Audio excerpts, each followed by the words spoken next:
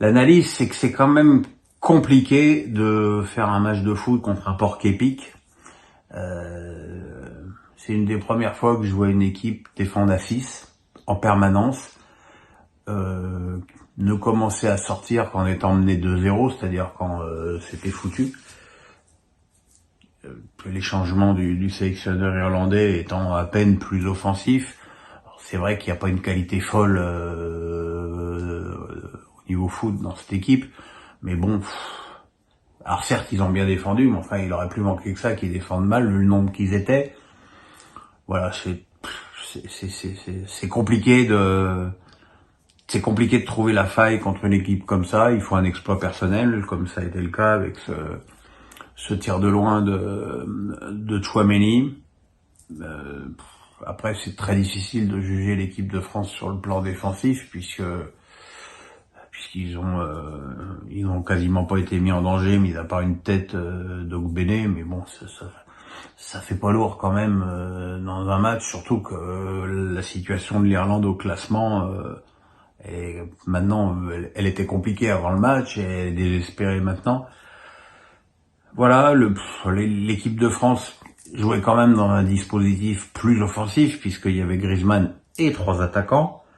Mais voilà, comme je l'ai dit, le problème de cette équipe de France, c'est qu'elle est hémiplégique. Il y a un côté gauche, Hernandez, Mbappé qui combine super bien, et puis il y a Dembélé qui ne reçoit que des ballons pourris de Koundé qui ne décale jamais, qui ne demande jamais le ballon en soutien, qui fait pas de 1-2, enfin il fait rien quoi.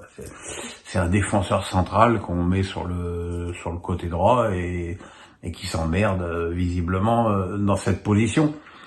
Donc voilà, le milieu de terrain de l'équipe de France était quand même très satisfaisant avec un match complet de Rabiot, une très grosse première mi-temps de Tchouaméni et un Griezmann qui a quand même été utile en seconde période, après lui aussi avoir été un petit peu pris dans la nasse défensive des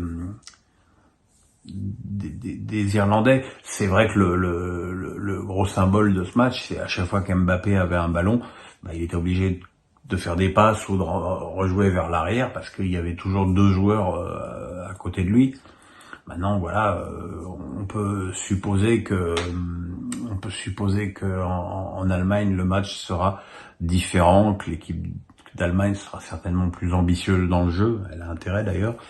Et voilà, mais c'était pas un grand spectacle, mais on peut difficilement blâmer l'équipe de France.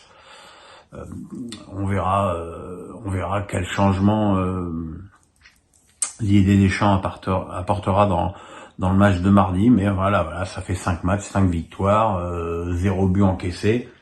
C'est pas toujours l'extase, hein, mais c'est efficace, c'est solide, c'est plutôt intelligent, et c'est déjà pas si mal, hein. Voilà les petits amis, un tout petit mot sur l'équipe de France Espoir, puisque c'était la première de Thierry Henry.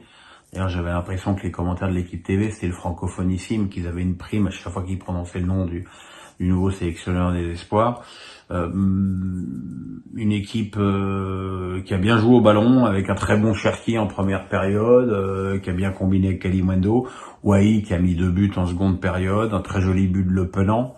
Visiblement, pour les Lyonnais, ce match a été une petite bouffée d'oxygène et de jouvence. Voilà, c'est une équipe qui s'est créée énormément d'occasions, qu'on a concédé aussi, mais bon, c'est toujours pareil, hein. Si on joue un football très offensif, faut accepter aussi de parfois être en danger sur des contres. Reste a fait un double arrêt fantastique en début de match. Voilà, maintenant là aussi, c'était un match amical. Ce qui comptera, c'est le match en Slovénie lundi. Mais bon, c'est un bon début pour la bande à Titi. J'ai pas dit Thierry Henry parce que moi je joue pas au francophonissime. En francophonissime, c'est une émission que les moins de 60 ans ne doivent pas connaître. Mais bon, comme j'ai 60 ans, moi je la connais. Voilà, Joy vous fait un bisou Joy. Et puis les petits pouces, on s'abonne. Et on se retrouve dès mardi pour... qu'est-ce que je raconte? Dès lundi pour Face à Pierrot et mardi pour l'équipe de France. Bye les amis, ciao.